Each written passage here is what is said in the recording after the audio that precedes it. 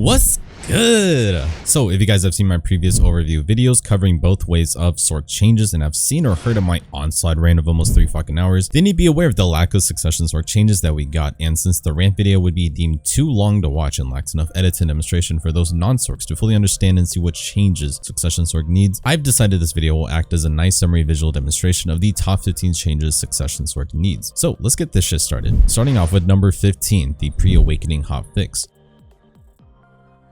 Now this is an issue that isn't succession based only, but a fix that should be adjusted since the pre-awakening iframe is all succession has. Thanks to the G-Labs update, the Sorc hop is now finally a full iframe hop, excluding the beginning animation of course, and typically the trajectory design of the Sorc iframe is meant to be in the form of an acute angle. The jump goes forward at an angle, then downward at an angle. However, ever since the update in G-Labs, the jump in pre-awakening has been over-tweaked to have a small issue. Now in G-Labs, the jump goes upward, then downward, and right before the trajectory could continue to hit the ground, the animation stops and drops your character straight down. A small niche animation difference, however, the animation is still a lingering iframe at the very least, but definitely leaves the player to have this feeling of something feels off. Next up, number 14, Sinister Shadow.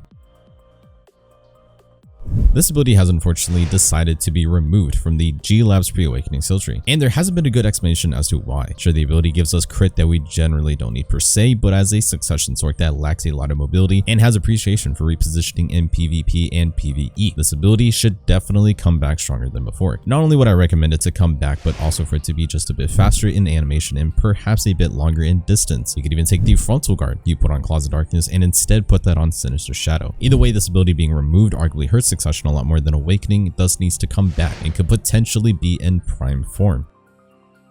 Next up, number 13, new Succession Sorc animations.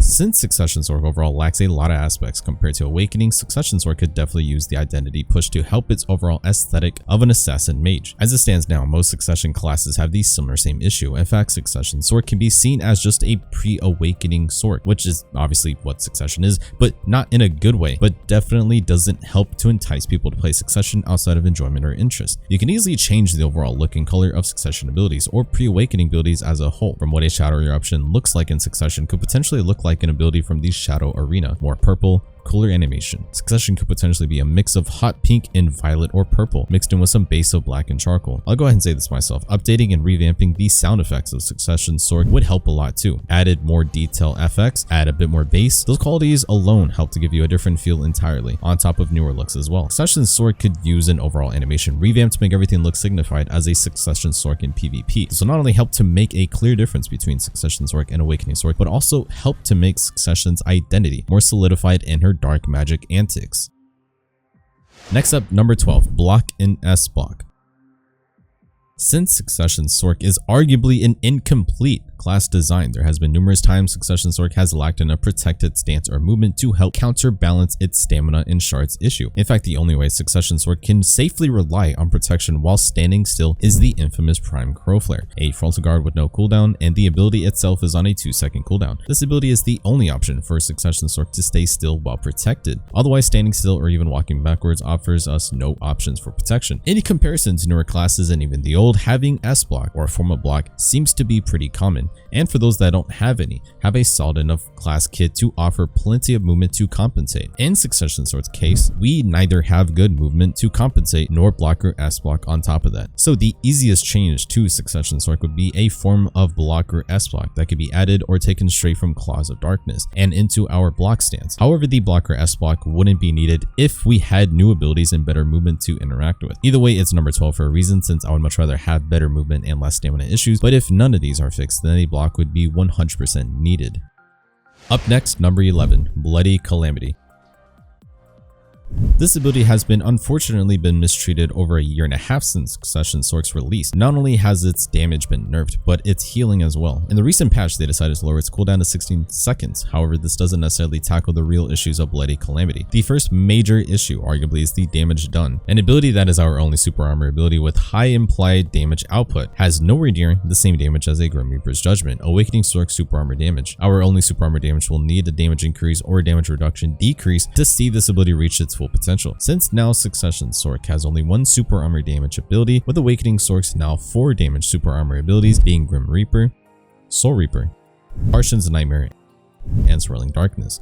It is clear we lack enough or any super armor damage abilities in comparison, and if they wish to keep it this way, you'll have to match the threshold and increase our calamity overall. Outside of damage, its healing is not what it used to be. Before the nerfs and new skill add-ons, prior to the new skill add-ons, you used to have the option to pick healing add-ons for calamity to get the most optimized sustain. The healing was arguably one of the strongest assets to Succession Sorc back in its prime, that now only has one main use, which is to proc the first wave for your tier 3 add-ons, and that's it. Its healing is borderline mediocre and the damage is not all worth. So if you increase the damage, increase the healing, this ability will see a lot more presence and respect in PvP.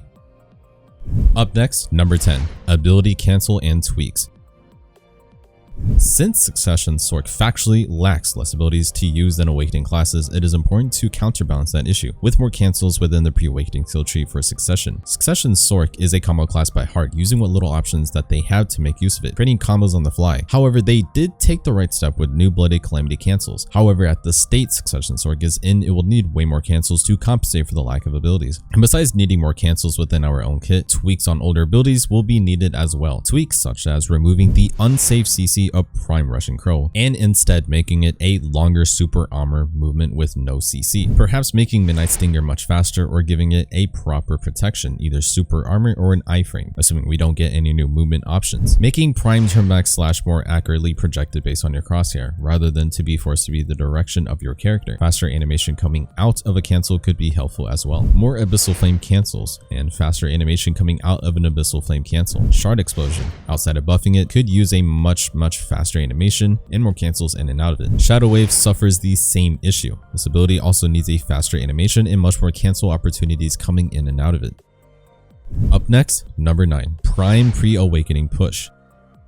The disparity difference between what Awakening has against Succession classes is a lot more when you look at it on paper. Awakening has an Awakening and Pre-Awakening skill tree, ESR abilities, core skills, new abilities, and even just having an Awakening weapon for the cosmetic. Succession lacks all of the above and only really use an alternate version of the Pre-Awakening. And if you were to compensate these differences, priming almost every ability in the Pre-Awakening skill tree is one way to easily buff and change these abilities to Succession's benefit. You want to require new abilities, nor new inputs, but simply buff and revamp all of the pre-existing skill tree to be full-fledged Prime Succession skill tree. You could prime abilities such as Signs of Agony with actual damage, and newer hitbox and or animation could potentially be a great mage-like ability to add into our kit. You could prime other abilities like Bloody Contract or Sinister Omen to make these abilities come to life for the first time. Just about a lot of the non-prime abilities could have massive potential for a stronger kit.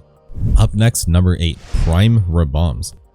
This idea also comes from the same logic of number 9, since yet again we lack plenty of things Awakening has that Succession doesn't. Priming our rebombs would be an idea for Succession classes that could help spice things up and change / buff Succ in areas it would need. No new inputs needed, simply just priming these abilities for Succession use only could definitely work out. Ideas like a Prime Engulfing Shadow would be longer distance, faster animation, new Succession animation, on top of a slightly buffed up debuff effect or possibly more damage. Plenty of ideas between stronger damage, bigger AoE, better animation, faster animation, distance increase, etc, etc. Something like this could easily help even things out between Succession and Awakening. Especially if all 6 rebombs get primed, it could allow Succession plenty of room to decide which to pick and take for each different scenario. Up next, number 7, Evasion Push. Since the main DP build people go on for Sorc is DR, plenty of reasons go into that factor. However, Succession would be an interesting pick for an evasion push overall. Better natural evasion, evasion abilities and passives, overall giving us the same status of an evasion class. Will help create an identity for Succession compared to Awakening. Awakening could be the DR main, while Succession could be the evasion main. It's not necessarily an important change needed, but a very good one if done correctly. In order for this to work, of course, not only would Succession need better evasion passives and buffs, but also a lot more accuracy, of course.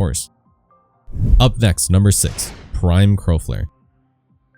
Since the threshold of classes have been raised thanks to newer classes, it's time we put Prime Crowflare back at its full power. Having to manage shards can be a bit tricky in certain matchups, but one thing that would help greatly is giving Prime Crowflare back its shard gain. A solid 15 fragment gain on successful hit would be pretty huge for Succession Sorc. No nerfs needed since the threshold is increased with newer classes. You can easily get away with fragment gain, keeping the stamina recovery, and might even add a little bit more damage as well. A very small and simple change that arguably would have a huge impact in PvP and PvE. Otherwise, having to manage shard gain is very tricky situation for Succession Sorc at the moment.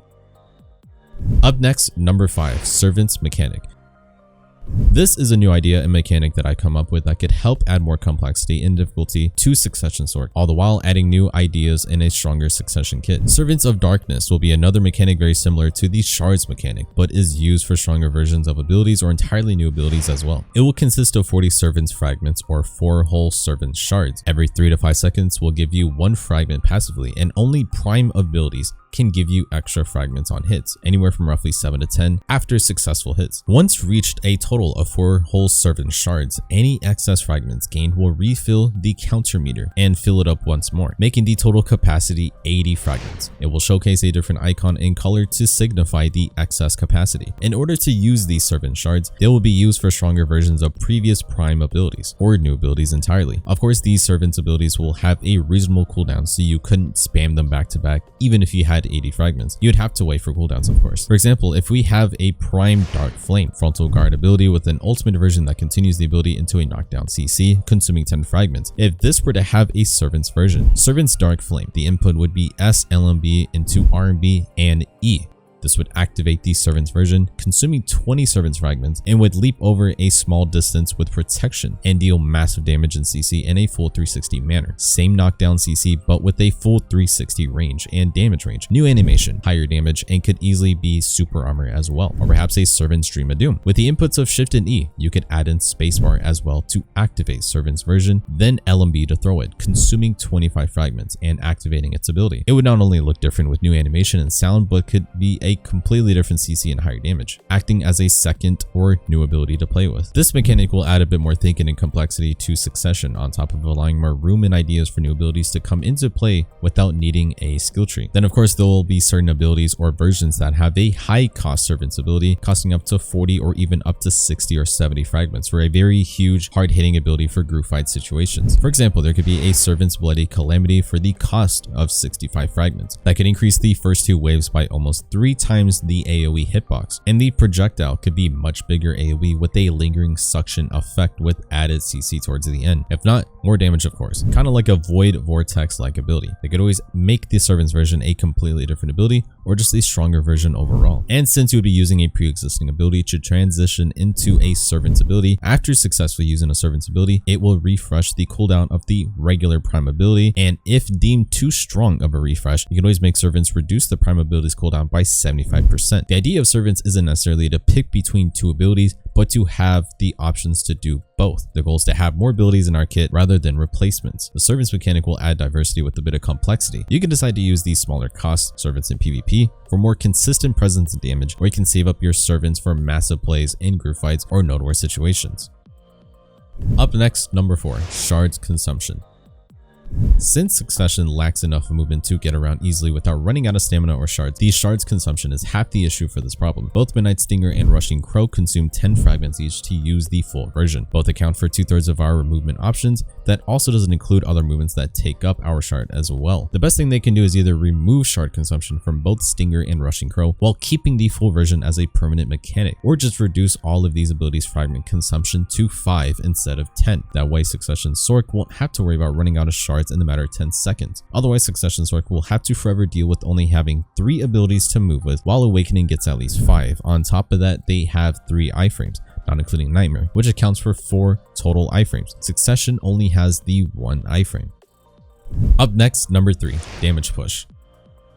One of Succession's biggest issues actually stems from the lack of damage from our nerfs and damage reduction placed in PvP. Because of that, Succession doesn't hit as hard as some other classes in group fights, and especially underperforms in PvE grinding compared to most classes on top of that. And the culprit is mainly dealt with the overcopiousness of damage reduction still stuck on a grand majority of Succession's main damage dealing abilities. Damage reductions anywhere from 60 to 70%. In order to match the threshold of Awakening, or even newer classes with insane damage, I'd suggest reducing all of these PvP damage reductions by 15 to 20% off. Instead of 70%, make it 55 or 50% instead. Instead of 60% damage reduction, reduce it to 40 or 45% instead. Since I do not have access to the game itself, it'd be kind of hard to tweak and mess with the numbers to see if it would be too strong or not strong enough. And since the reduction only applies to PvP, the PvE aspect still lacks a bit of damage as well, so overall buffs to the ability itself will be needed to bring Succession's PvE up a few notches at the very least. So this is a safe way to intro into damage buffing without going too much over the top. As long as it brings the overall damage threshold spread evenly amongst all of Succession's abilities, it should be around the same or slightly under newer classes damage average. And if not, make Succession's PvE damage aspect very strong so the class has at least one defining identity and purpose.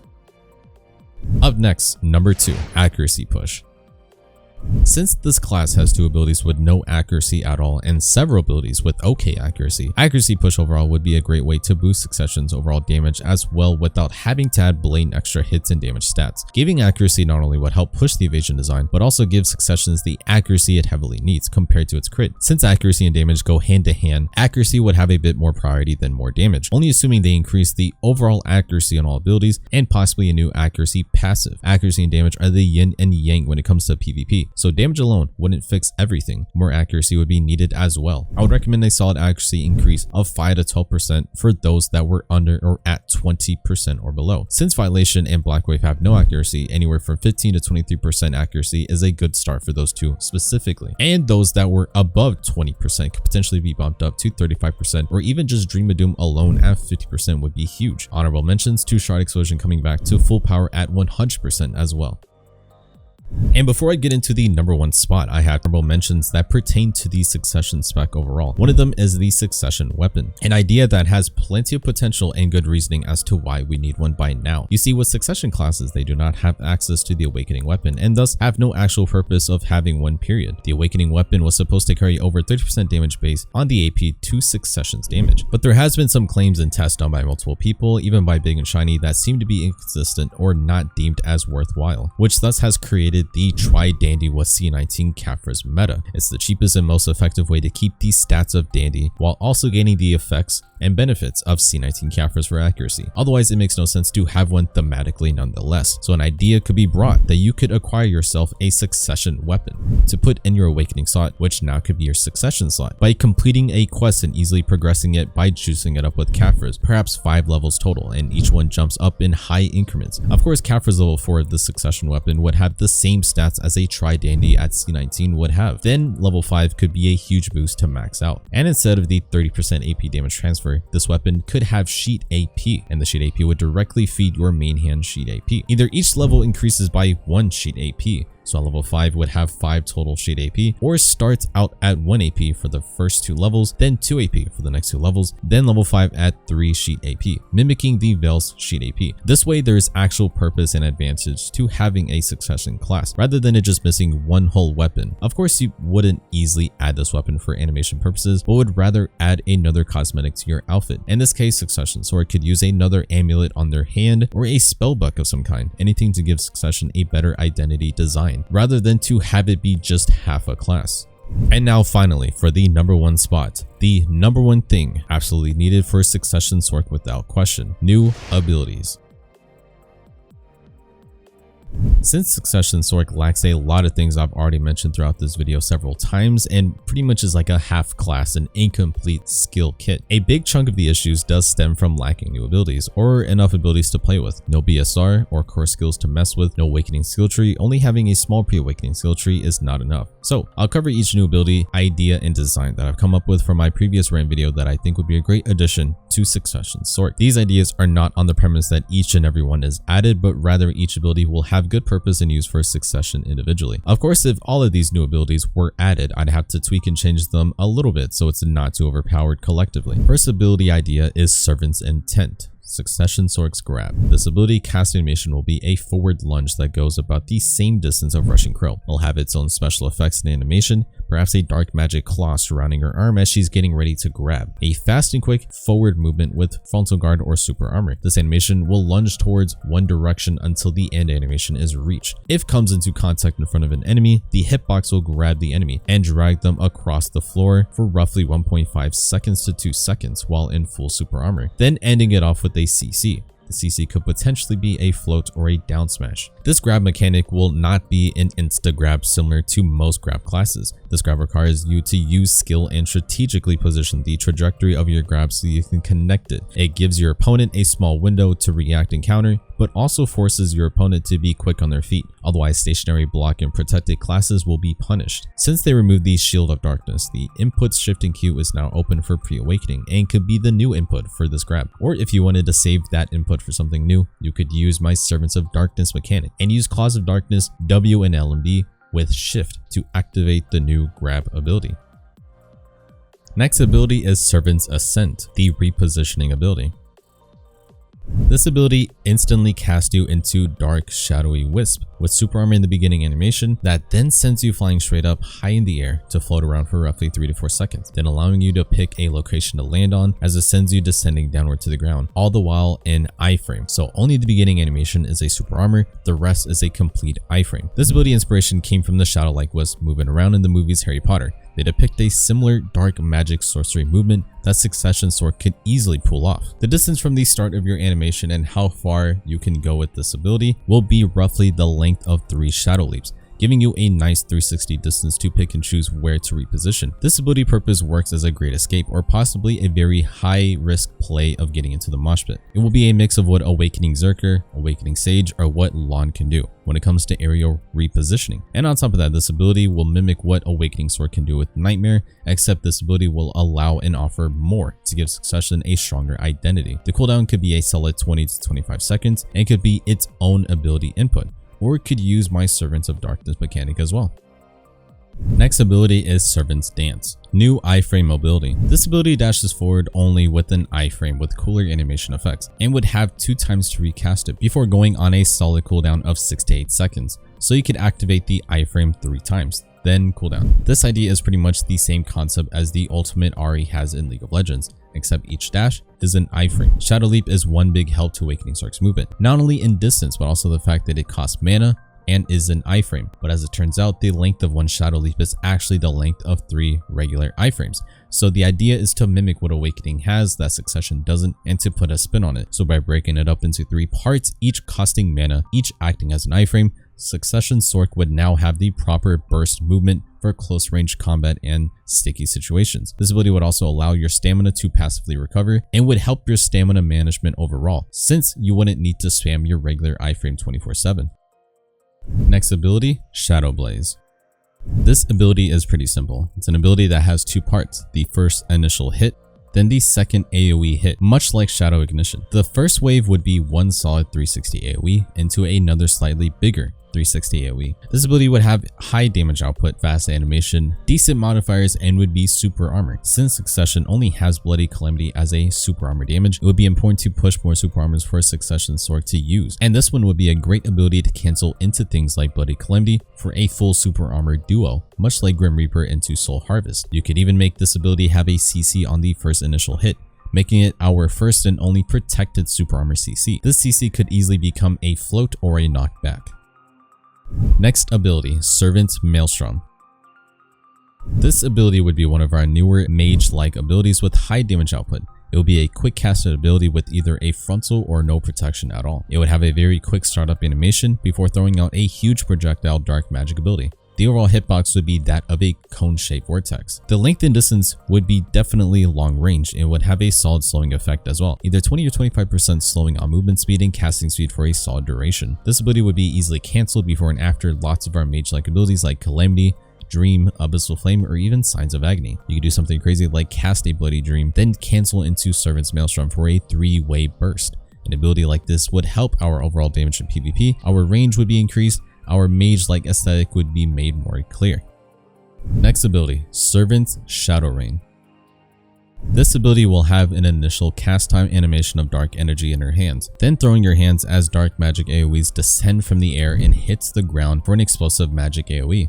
The first animation of casting would be either frontal guard or super armor, then the throwing AoE afterwards would be unprotected. That can be cancelled afterwards once the ability has been sent. This ability would have once again long range, in fact would be an even longer range than our Dream of Doom. High damage, big AoE, and the first initial CC of the AoE would be a knockback or a bound. Next ability is Dark Void.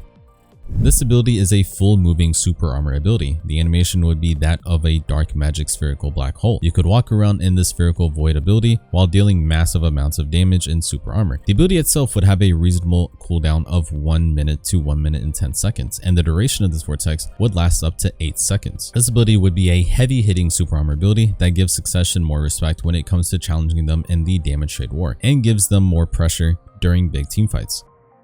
Next ability is Servant's Rage. This ability will immediately send you straight up in the air with super armor, high enough most people can't touch you, then immediately sends dozens of magic missiles raining down on a large AoE area for 4.5 seconds. The rate at which these missiles come out and land would be super fast in rapid succession. Once the animation finishes, it sends you straight down. This ability would have massive damage output and would either offer a slowing effect or bleeding effect. This ability acts as a high pressure damage output during group fight situations and has the ability to change the trajectory of the missiles based on your crosshair, essentially a succession version of the Carson's Nightmare. Next ability is Dark Malice. This ability will allow you to jump head first a decent distance and slam the ground with super armor ability, dealing decent damage and has a 360 range hitbox. This ability acts as a pseudo movement mixed in with a protected 360 AoE damage. It will be great for group fights and trading with your opponents as well. No CC is needed since this is a quick burst and movement style in the form of a super armor. Last ability is Dark Scatter. This ability is a fast forward dash with a frontal guard. This distance would be longer than Rushing Crow and would create an AoE wave of damage as it moves forward. The damage wouldn't be that much since it's mostly a quick movement option than a damage option. The cooldown would be a reasonable 5 seconds and would be easily cancelled into and out of several abilities. And that just about wraps up the new ability ideas that I have. Of course, all of these abilities realistically wouldn't be added to Succession Sorc, but at least if some or a few of them were to be added, they could help out immensely in the lack of mage-like abilities Succession Sorc doesn't have enough of, and the lack of movement abilities as well. Plenty of things Succession Sorc lacks, but there are several ideas you can come up with that can fix a majority of Succession Sorc's class kit issues. With that being said, hope you guys enjoyed this video. Share this around with other fellow Succ Sorc enjoyers, or possibly non-Sorcs, to show them what things Succession Sorc lacks and could potentially have. Let me know what you guys think of these lists of new abilities in the comments down below. And as always, I will see you guys in the next one. Peace.